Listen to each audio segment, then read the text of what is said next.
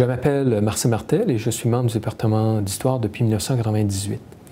L'un de mes projets de recherche porte sur les rapports entre la société et le vice. Comme vous le savez, la société canadienne a la réputation d'être une société vertueuse. Mais est-ce vraiment le cas? Ce qui est fascinant lorsqu'on étudie les rapports entre le vice et la société, c'est de découvrir qu'il y a eu de nombreux groupes qui ont tenté d'imposer leur ordre moral.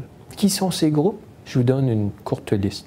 Vous avez les groupes de femmes, vous avez bien entendu les groupes religieux, mais vous avez également des experts dans le domaine médical, mais aussi des professeurs et des étudiants qui fréquentaient les campus universitaires.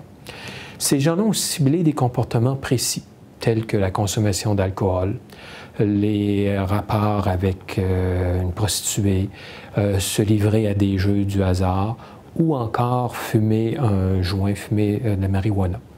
À chaque fois que ces gens-là ont ciblé ces comportements, ils ont rencontré des opposants assez puissants. Par exemple, les travailleurs du sexe ou ceux qui travaillaient dans le domaine de la production de l'alcool. Et bien entendu, ces gens-là s'objectaient à ce que l'alcool devienne illégal. Un des aspects fascinants du projet, c'est d'observer la manière dont les policiers se sont comportés. C'est que la plupart du temps, les policiers étaient réticents à procéder à l'arrestation de gens qui avaient fumé de la marijuana ou des gens qui avaient consommé de l'alcool, parce que ces gens-là estimaient qu'il y avait des crimes beaucoup plus importants que d'arrêter quelqu'un parce qu'il avait eu des rapports avec une prostituée. Merci.